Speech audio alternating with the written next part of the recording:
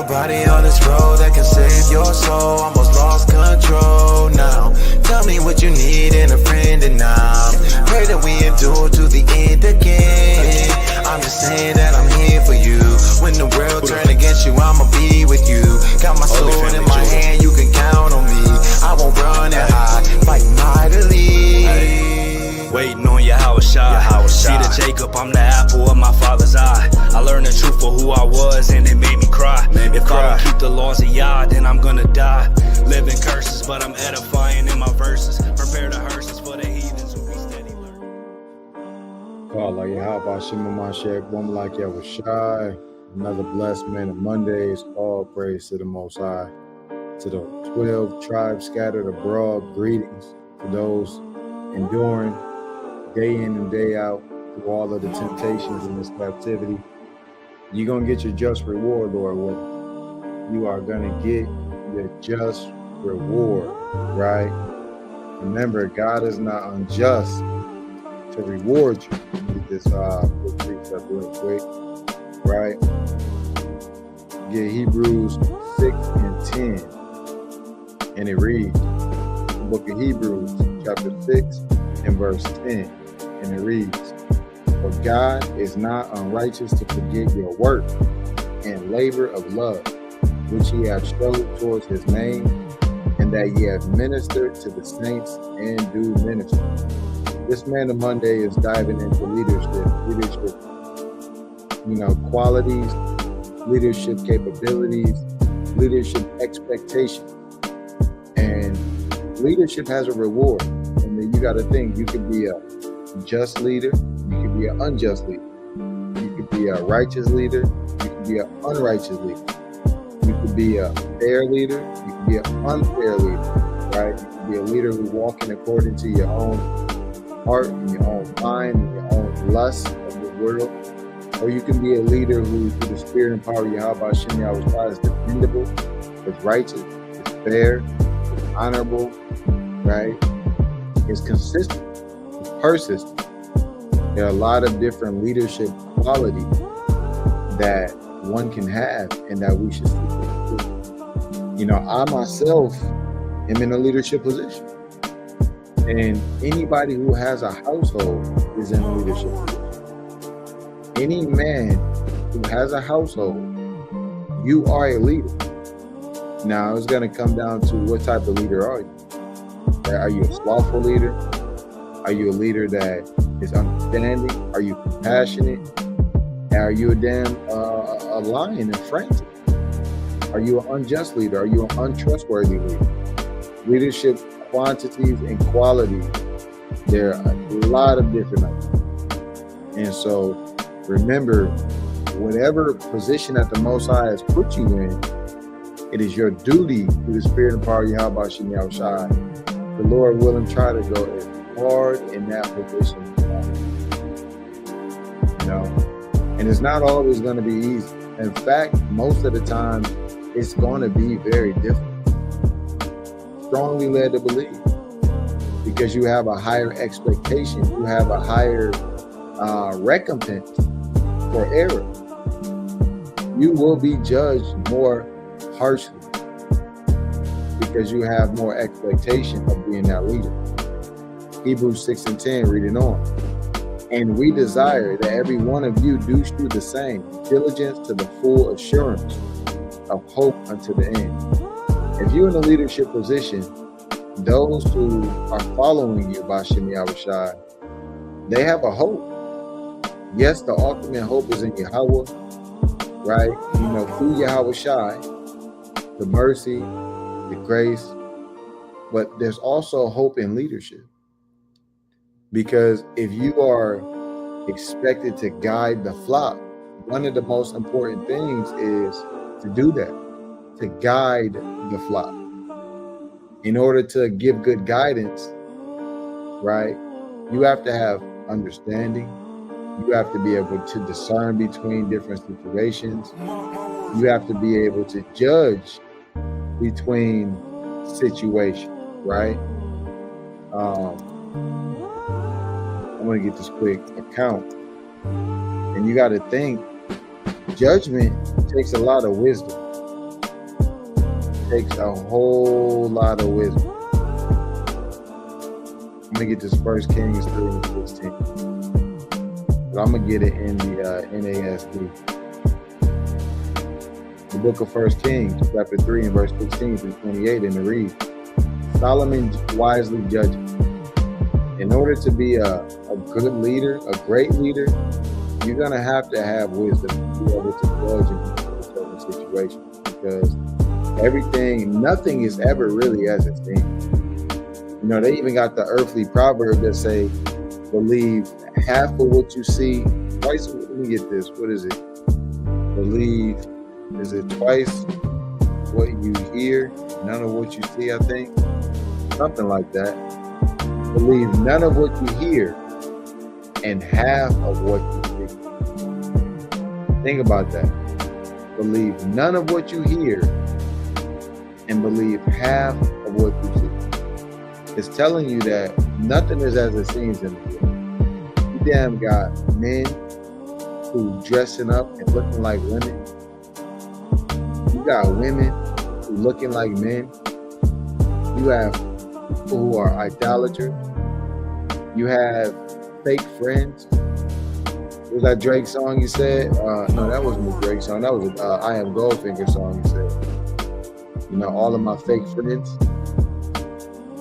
Nothing is as it seems in this world.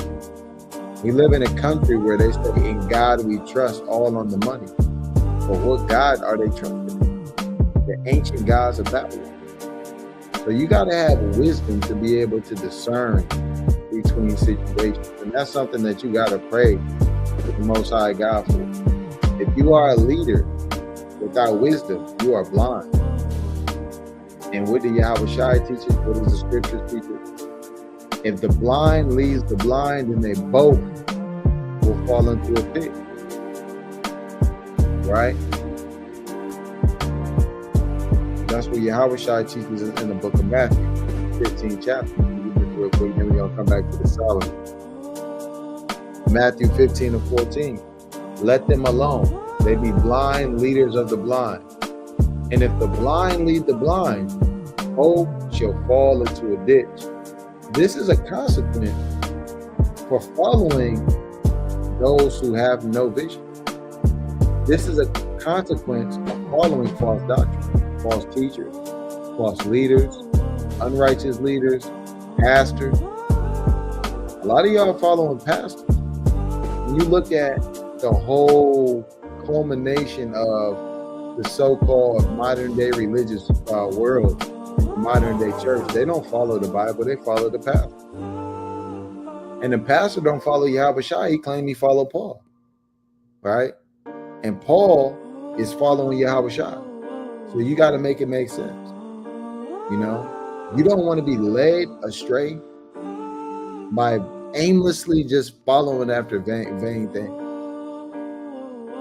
What leads you? What guides you? Every man should take account and ask himself those questions. Every woman should ask themselves those questions. I damn near ask myself those questions a lot and need to do it more. It's called self-examination as a leader. But back to Solomon, you have to have wisdom. Solomon wisely judges. 1 Kings 3 and 16 through 28. Then two women who were prostitutes came to the king and stood before him. Now read this. There's no respect of persons. You can't show partiality in judgment, right?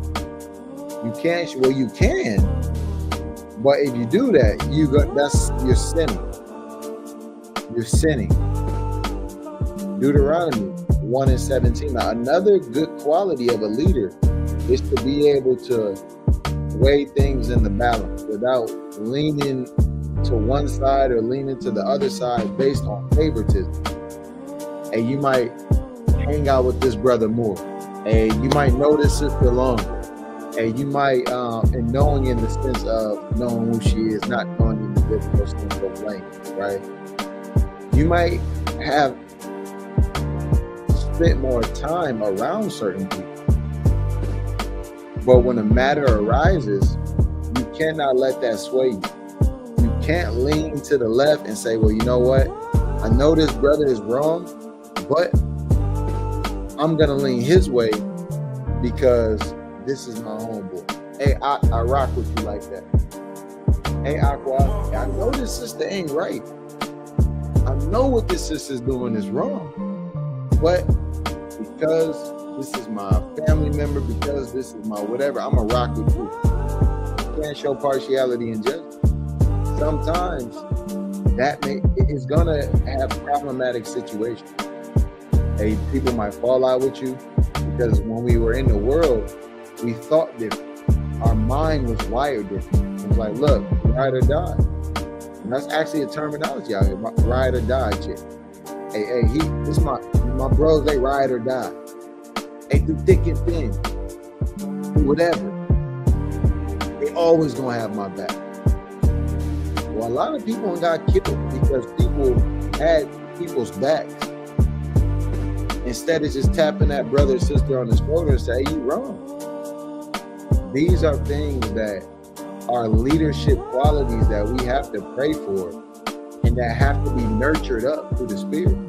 Everything doesn't just happen overnight. That's what it's about, trials and tribulations and building stronger, building character. Adversity builds character. But back to Deuteronomy 1:17. Ye shall not respect persons in judgment, but ye shall hear the small as well as the great. Ye shall not be afraid of the face of man, for the judgment is Yahweh's, the Most High. And the cause that is too hard for you, bring it unto me, and I will hear it. And even in leadership, you have to understand that there's always a hierarchy. There's always a hierarchy. Precept comes to mind because there are those that are even higher than they. Right? You gotta think about that. There's always a hierarchy. Ecclesiastes 5:8.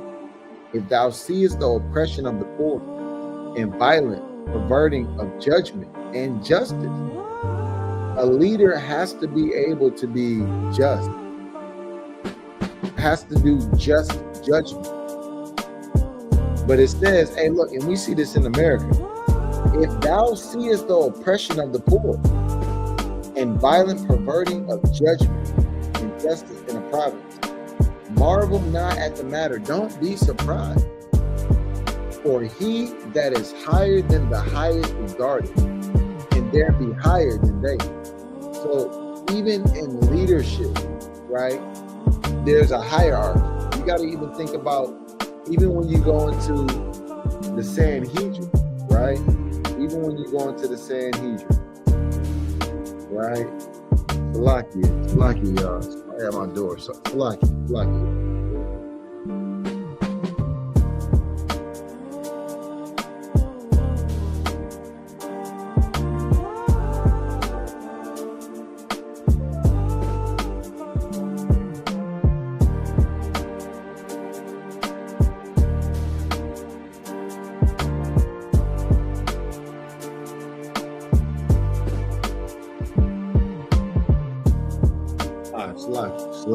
Salaki. But even when you think about, like, even in our culture, even when we were in other captivities, like the Roman captivity, we had the Sanhedrin.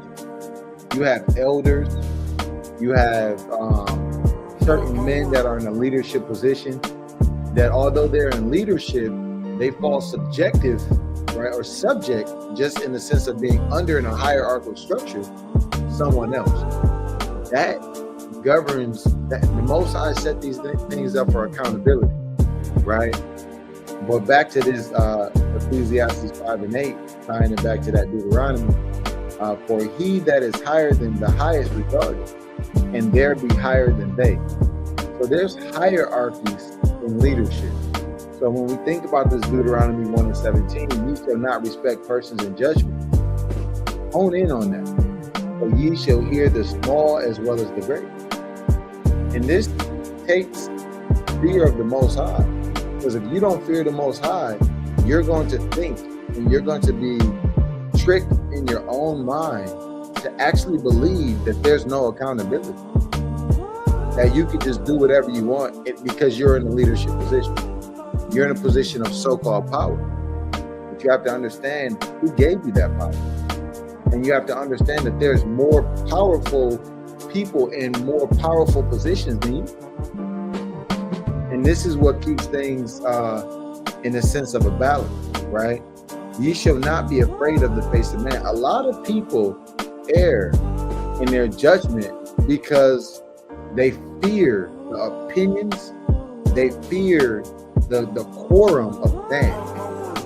They say, well, you know what? I got to do A, B, and C because if I don't, this person is not going to rock with me no more. Or this person isn't going to like me anymore. Or, hey, I don't want to ruffle the feathers over there. It's kind of like you see that a lot in the political world. And politicians, they get caught up in these different type of allegiances and alliances to certain parties or certain, what do they call it, bills or certain campaigns and lobbying and all these type of things because they want to be a part of a certain court, certain in crowd, right? And a lot of times they actually go against their own morals for acceptance. Worst qualities of a leader is to not be able to be an independent thinker, right? But getting back to it, ye shall not be afraid of the face of man, for the judgment is Yahweh, and the cause that is too hard for you, bring it unto me, and I will hear it. And we even have that now. Like, I'm a part of a body, right? And sometimes there may be a matter that's brought to us that's just too hard for us to judge. So what do? All praise to the Most High. We go to the elders, and we go to our elders, and we inquire of the elders, and we see that this even a part of being a leader is being able to be humble enough to know when you in over your head, to seek counsel, right? But notice this. We go back to this Solomon. Solomon did not show respect to person. This particular case, you have two sisters who are prostitutes. Now, one, if you don't know, a prostitute is, in this sense, someone who's selling their body for sex. All right? And when you think about the disposition of a prostitute in society, that is a low-level position, right? That is a prostitute aren't looked on in most societies as something that's positive. You know, a prostitute is debased, right? So when you think about great leaders, even because someone is in a low estate or because someone is deemed to be unrighteous, you still have to judge according to righteousness. Solomon could have been like, look, I'm not even dealing with none of y'all and giving y'all any judgment of favor because y'all prostitutes. Well, in the law, it clearly says thou shalt not make a whore of the daughters of Zion. So them being prostitutes and things of that nature, it could have automatically overthrown Solomon's judgment if he wasn't moving off the wisdom, right? If he wasn't moving off the fear of Yahweh. Because we know that the fear of Yahweh is the beginning of wisdom. We see this in Proverbs 9. The fear of the Lord is the beginning of wisdom, and the knowledge of the holy is understanding.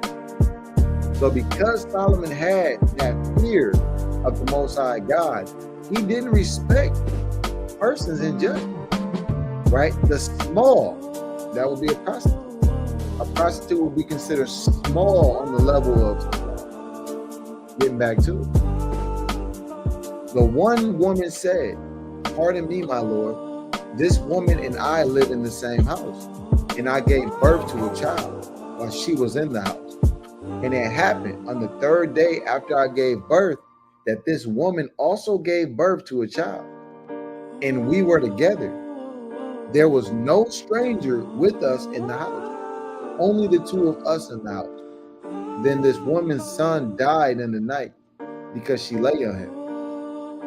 She said, so she got up in the middle of the night and took my son from beside me while your servant was asleep and she laid him at her breast and laid her dead son at my breast. You gotta think about this, man. This is a heavy situation.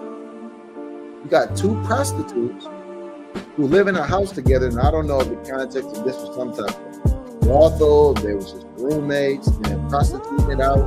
I don't really know that context, but nevertheless, one of the prostitutes killed their son. They inadvertently rolled over on their son and crept out of the bed, took their dead son, put it in the other prostitute's bed, and stole her son and weaned and laid her son in the right? Verse 21. When I got up in the morning to nurse my son, behold, he was dead. But when I examined him closely in the morning, behold, he was not my son, whom I had born. Do you not think that a woman doesn't know her child? Right? Then the other woman said, no, for the living one is my son, and the dead one is your son. But the first woman said, no, for the dead one is your son, and the living one is my son. So they spoke before the king. In a leadership position, if you don't have wisdom, if the people who the Most High have entrusted into your leadership, right? Notice that you're not ruling over somebody aimlessly. The Most High has entrusted them to your leadership. And as leaders, we have to get that in our mind frame that you're not controlling nothing. It is the Most High Yahweh, Hashem Yahushai, that has entrusted you to be in a leadership position, right? 1 second. I want to get this in the book of, I believe it's the book of Food. I'm looking for block here. Yeah, this is what I'm looking for. And I want to get it in the AMP. Man, the book of Jude is only one chapter, right? I mean, it's like 1 and 3. Beloved, I'm going to read it in the AMP, right? Beloved, my whole concern was to write to you in regard to our common salvation. But I found it necessary and was impelled to write you and urgently appeal to and exhort you to contend for the faith which was once for all handed down to the saints. You got to think, when something is handed down to you, it's a part of your inheritance, whether large or small, whether it's something as weighty as a whole estate, or whether it's a shirt that's a hand-me-down. Somebody had to put in work and diligence, right? You don't hand down something that's not of value, right? You don't hand down, even if the monetary value on a carnal level is low, someone had put a value into that particular thing to find it important, expedient, find it beneficial to pass on to you. So when we think about, man, this is heavy, which was once for all handed down to the saints. The faith, which is the sum of Christian belief, which was delivered verbally to the holy people of God. So when you think about being in a leadership position, and you think about all of the expectations that come with that from the people who the Most High God has entrusted you to guide, for lack of a better word, right? One more quick precept came to mind, because you got to think, to even be worthy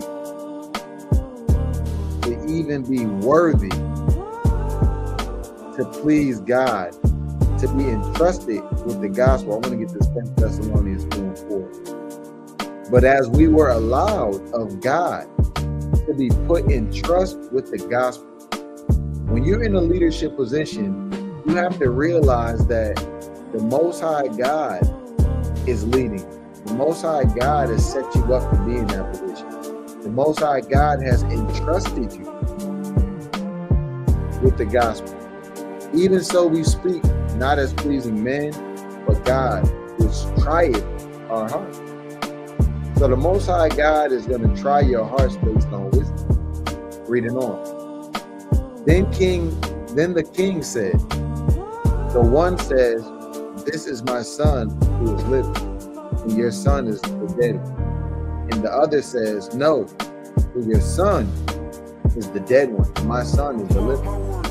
And the king said, give me a sword. Get me a sword.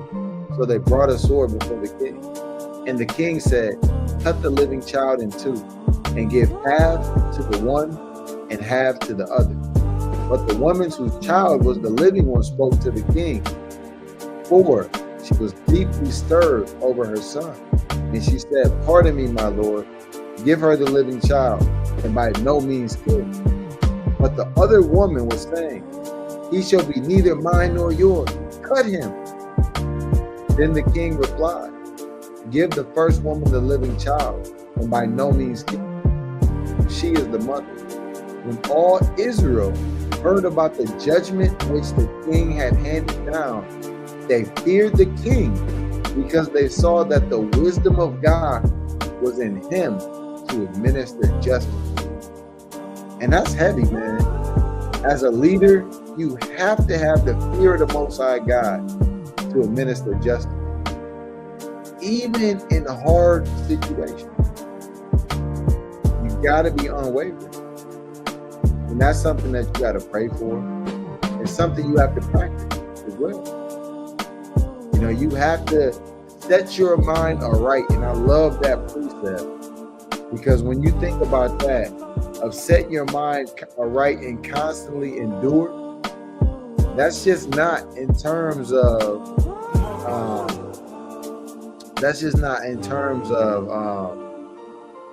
get this Iraq 2 and 2. That's just not in terms of enduring through hardships and enduring through, all types of manifold temptations. This is actually also going to the disposition of your mind as far as being a leader. Set thy heart, which is the mind, aright. What is a right? What is a wrong? Set your mind in the wrong position is not having the fear of the Most High God. It's not discerning time and judgment. But when you set your heart aright and constantly endure, look, and make not haste in time of trouble.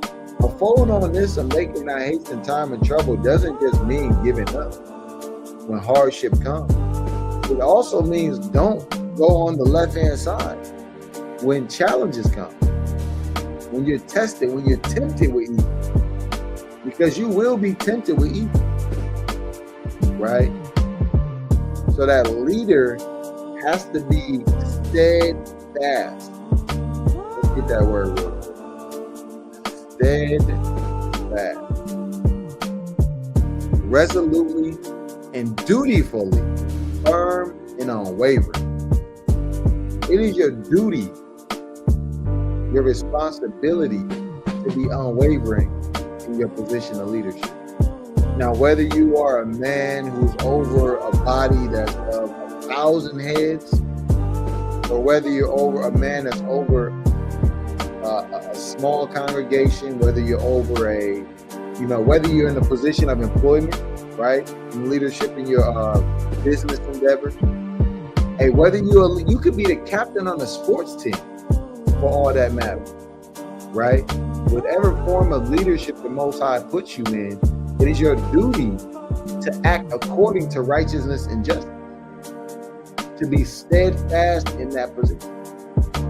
Even when you think about from a perspective of sport, a lot of times people who are the captain of a team is not just because you're the most athletic, because you put the most points on the board, right? There's a lot of different qualities in leadership that upper management or coaches look for to see if you have leadership potential to be able to guide the team.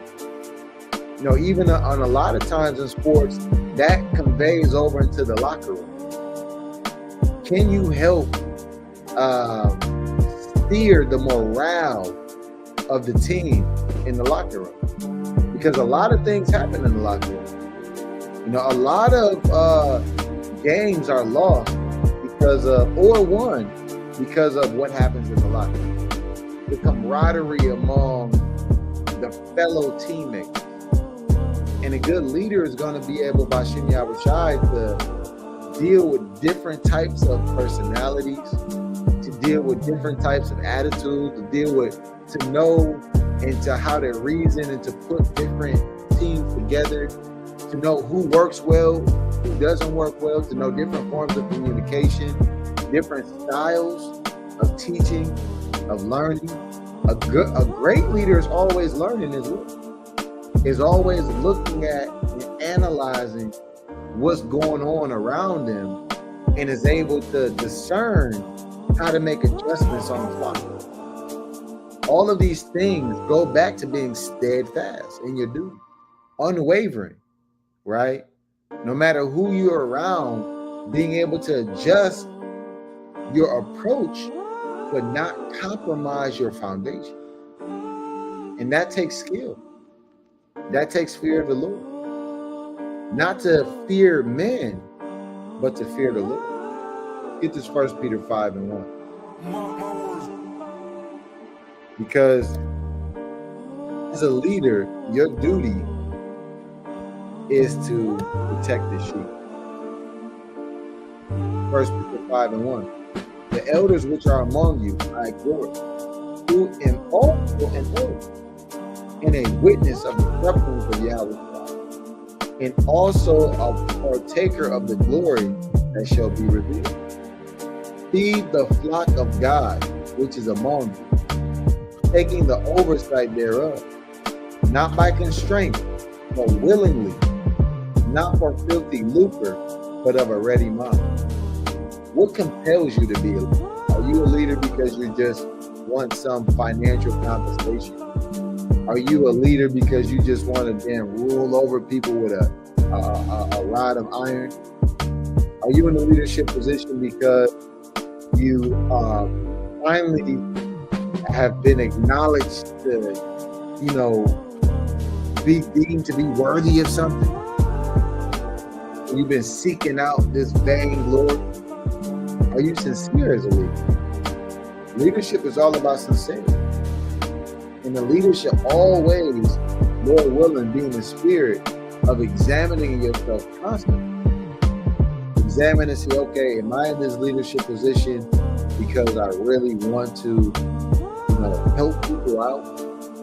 Am I in this leadership position because I really think that I'm righteously can lead in a way that will help elevate people? Or am I in this leadership position for my own vain, glory? Feed the flock of God which is among you. When you think about a shepherd feeding the flock, there may be a multitude of different, cattle. You might have different type of livestock. You have to know what it is. You have to know the characteristics of these different type of livestock.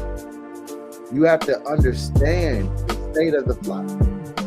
You have to be able to look and see, okay, well, look, these flock right here, they need to graze over here. These flock right here, okay, is the season is changing. I got to shear my sheep. Okay, these flocks over here, these are certain type of cattle. They may be meat cows, they may be milk cows. You have to be able to discern the different types that are within your flock. And you have to be able to govern and manage the multitude of that flock and provide for the different needs of these cattle and of these livestock, as an example, or likening people onto livestock. You have to be able to cater, for lack of a better word, to the different needs of your congregation, or whoever the Most High has you being guiding in leadership. You have to have the approach to be able to maneuver and to do it in such a way where you don't drop the ball, the responsibility of caring for this part of the flock and this part of the flock. And that takes balance. It takes wisdom. It takes steadfast. It takes discipline. And discipline is not always easy, man. You know, people talk about how they want to be disciplined in certain things. Discipline takes discipline. I know that probably sounds like, okay, Nehemiah, what are you talking? Discipline takes discipline. And it all starts with it. Discipline is a spirit. It's a spirit that the Most High God gives. Think about the ant. Think about how disciplined the ant is, right? Let me get this real quick from Proverbs. How disciplined and diligent the ant is. You can learn a lot from the ant. Proverbs 6:6. Go to the ant, thou sluggard. Consider her ways and be wise. Now, why does the precepts tell us to consider the ant and be wise? I'm going to show y'all something. The leadership traits that you can learn from an ant. From a little ant. It says, ants embody leadership through selflessness for the colony's good.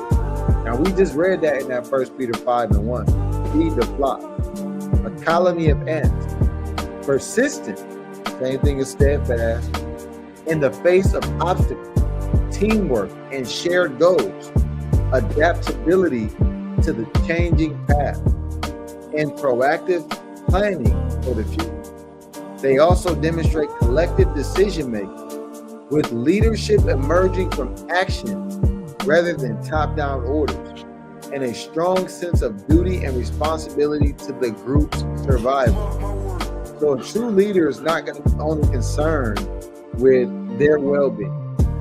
A true leader is going to be concerned with the collective well-being of everybody who the Most High has entrusted them in their leadership. Right? Feed the flock which is among you, taking the oversight thereof. I want to get into this word oversight. Because when you think about oversight, right, you have different types of oversight. You have direct oversight. You have passive oversight. Think about it on a construction site, right?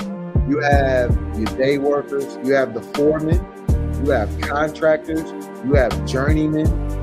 So you have different levels of workers and skilled laborers on the construction site.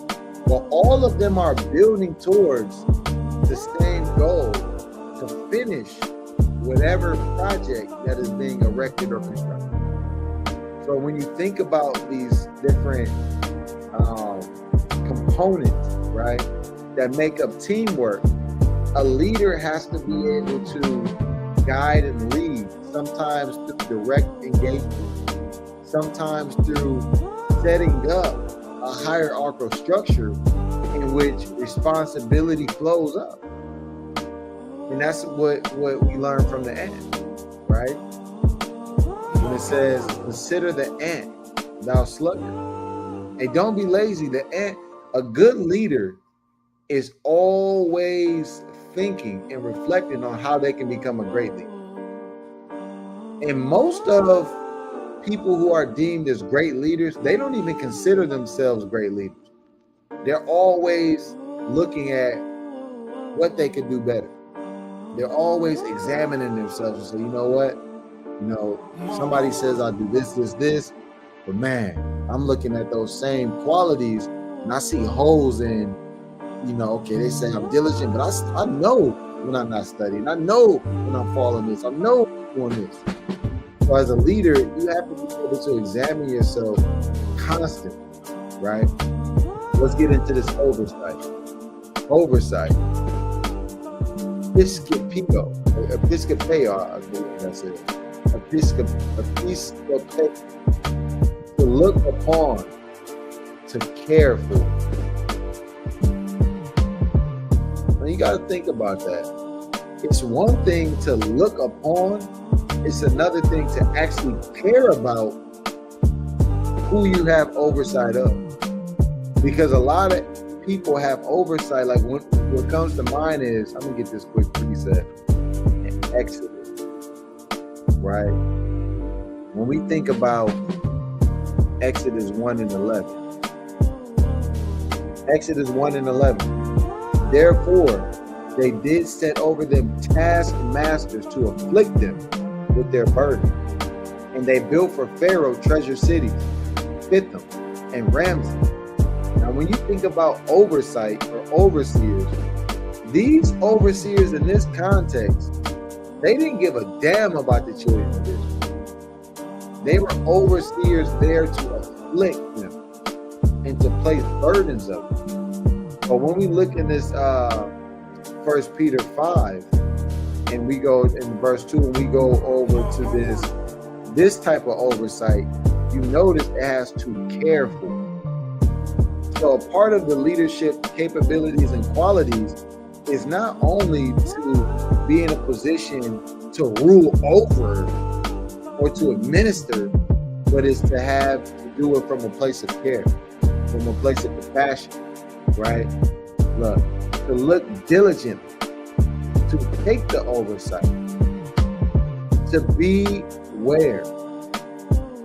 Being in a leadership position, you have to be able to protect, your to protect those that you're entrusted in a leadership capacity over by having foresight. Doesn't it say that this is one of my favorite precepts? The prudent foresees and hides himself, right? Proverbs 22 and 3 says, a prudent man foreseeth the evil and hideth himself, but the simple pass on and are punished. So when you're in a leadership position, you have to be able, as a part of the oversight, is to foresee problematic situations. Sometimes you have to be able to think on your feet, as they get this phraseology. Think on your feet. Look, to think on your feet means to be able to think and react quickly, making decisions and providing clear, accurate information in unexpected situations without time to prepare. That's a strong quality in leadership.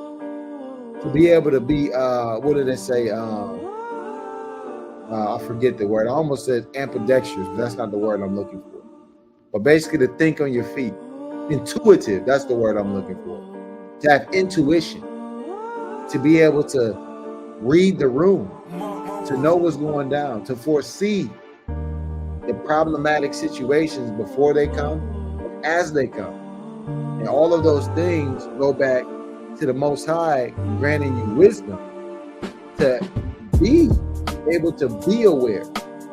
And we see that is a definition, a term in describing oversight, right? Let's get Jeremiah 3 and 15. Once again, it goes into feeding the flock. Jeremiah 3 and 15. And I will give you pastors according to mine heart, which shall feed you with knowledge and understanding. Good leader not only learns knowledge and not only seeks out knowledge, but a good leader also shares that knowledge, that understanding, that information with those who are entrusted under his or her leadership. Because you don't want to be in a position, they always say, and this is an earthly proverb, right? They say, if you're the smartest man in the room, what do they say? I'm roughly paraphrasing. If you're the smartest person in your circle, change your person. If you are the smartest person in your circle, change your circle. I think that's how you say it. You are the smartest person in your circle, change your circle. Something along them lines. If you find you're the most intelligent or skilled person in your circle or social group, it's a sign you've outgrown it and you should actively seek out new connections. That's an earthly proverb. So a good leader is not insecure and wants to just be the smartest person around, right? We even see that it says, with wise counsel wage war, right? This is Proverbs 24:6. It says, Proverbs 24:6 in the reading. For by wise counsel thou shalt wage thy war, and in the multitude of counselors there is safety.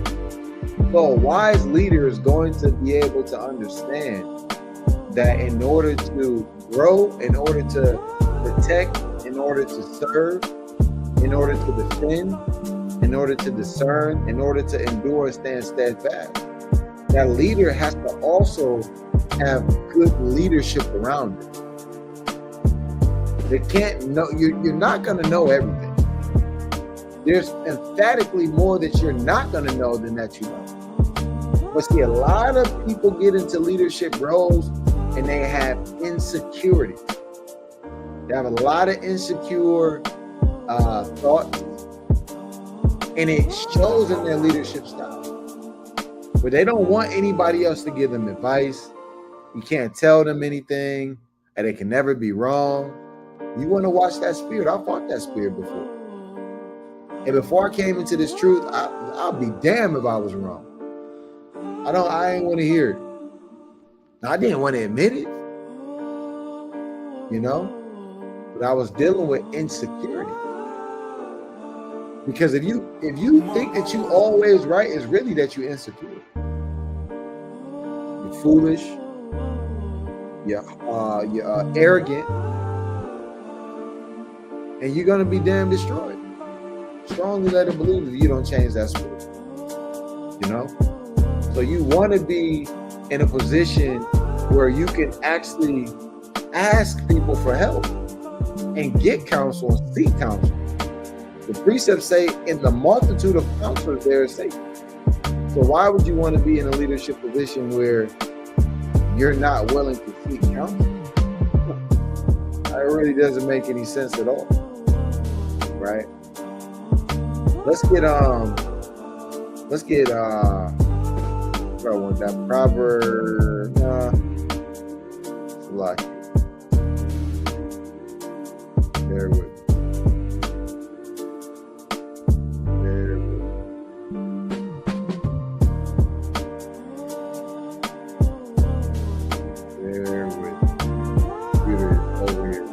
Out, y'all. Let's get Leviticus 22 and 21.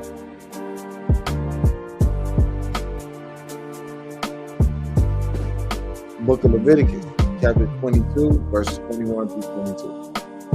And whosoever offereth a sacrifice of peace offering unto Yahweh to accomplish his vow, or a freewill offering in breeds of sheep, it shall be perfect to be accepted. There shall be no blemish therein. Blind or broken or maimed or having a wind or scurvy or scab, ye shall not offer these unto the Lord, nor make an offering by fire of them upon the altar unto the Lord. Now the reason why you got to peep this is that your work is your reasonable sacrifice, right? Your works are your reasonable sacrifice, all right? Let me get this in the book of Romans, chapter 12 and 1. Romans 12 and 1. I beseech ye, therefore, brethren, by the mercies of the Most High God, Yahweh, that ye present your bodies a living sacrifice, holy, acceptable unto God, which is your reasonable service. So when we go back to this Leviticus and we see that our bodies we present our bodies as a living sacrifice, what do you do in your body? You do action, you do work, you manifest Hashem Yahushua, right? We're not talking about manifestation in the terms of some type of esoteric wickedness. I mean, your body is used through the power of your spirit to govern your thoughts, to guide your actions to do things. So when we think about, I'm going to go back to this Romans one more time. When we think about, it says, by the mercies of God, that ye present your bodies a living sacrifice. So when you're in a leadership position, you have to realize that this is a service that you're doing by Shema Mashiach Womalak Yahushua, when you feed in the flock, when you're guiding in righteousness, when you're being that ensemble, the example. You follow me? Like Yahushua, holy, acceptable unto God, which is, look, your reasonable service. So a leader is really a servant. When you're in a leadership position, you're actually supposed to be wrought in servitude. A lot of people get that twisted. They get puffed up in pride, and they forget that being a leader is about serving people. Even the king is in service. People look at a king and say, yeah, the king is, yes, a king sits on the throne. Yes, a king has scepters. Yes, the king has judgment, but the king has to serve the people. If you're a wicked king, you will certainly come into a time when you will be overthrown. So when you're in a leadership position, you have to be in a mind frame and through the spirit of knowing that the Most High God has set you up for service. And that's a different perspective, biblically, than according to the word, right? You're a reasonable servant. And that goes back to tying back to this Leviticus 22, because the Most High God doesn't want a sacrifice that's broken, that's maimed, damn scurvy, scabbed, right? Most High don't want any blemish. Man, that just cut. Most High doesn't want any blemish in your leadership, because your leadership is service, is righteous servitude, it's holy sacrifice. So what blemishes are you presenting in this sacrifice unto the Most High God? Man, we got to present ourselves perfect, like a Mashiach woman, like Yahushua. Colossians 1:28. Colossians 1:28. Whom we preach, warning every man and teaching every man in all wisdom, that we may present every man perfect in the Mashiach Yahushua. So this is the goal, y'all. We want to be presented perfect in the Mashiach Yahushua. You don't want to be in the form of leadership where you're going into idolatry, where you damn going off and you causing other people to go off. Right? We want to have that perfect leadership. All right? Man. Let's get an account in 1 Samuel 17 and get an example how David, our mighty King David, protected the flock. And David said unto Saul, thy servant kept his father's sheep, and there came a lion and a bear, and took a lamb out of the flock. And I went out after him, and smote him, and delivered it out of his mouth. And when he arose against me, I caught him by his beard, and smote him, and slew him. Thy servant slew both the lion and the bear, and this uncircumcised Philistine shall be as one of them, saying, he hath defied the armies of the living God Yahweh. So you want to be able to really protect the flock. And that even means protect them from misinformation, protect them from all manner of wickedness, however you got to do it. Because the Most High God has raised you up. I want to get this precept in that book of Esther. Let me find this precept really quick. This is Esther.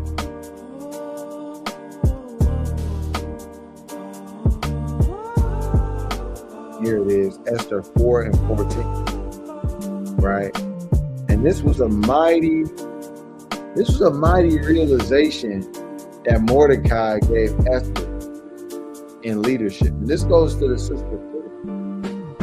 When you're in leadership, because sisters, your man that you have when your husband is the head of the household, but you're the head of the children. You got to think about that. It's a precept in Iraq that says, and I'm paraphrasing it, right? But it basically says, as the sun is high in the heavens, so is a good wife in the ordering of her household. So you got to think about, sisters, how the Most High have raised you up and put you in certain positions to be that helpmate for your husband. That's a very important role. Sisters are leaders too, right? Following in righteousness, leading after your head, and your head should be leading after a Mashiach woman like Yahweh. Just how Yahweh is leading after Yahweh. This is a very, very powerful precept when you really think about this. Esther 4 and 14. For if thou altogether holdest thy peace at this time, then shall their enlargement and deliverance arise to the Jews from another place. And thou and thy father's house shall be destroyed. And who knoweth whether thou art come to the kingdom for such a time as this? Think about that. Who knows if the Most High puts you in a leadership position for such a time as this? Where all manner of hell is breaking loose. We see prophecies unfolding on top of prophecies. We see all type of dissension on earth. We see all type of wars and rumors of wars and uprisings of people and assassinations. And the Most High God has told you to be a leader for times such as this. So with that, I'm going to give all glory, praises, and honor to the Most High God, Yahweh. We do so by Shema Mashiach, Mamalak Yahushai. Lord willing, this Man of Mondays was edifying to encourage brothers and sisters in leadership positions to be that leader after the Most High's own heart, to not show partiality in judgment, to consider that you are an example, to be a light, to be like that ant, to be diligent, to know the state of the flock. Kwam Yasha. All praise Yahweh Shem.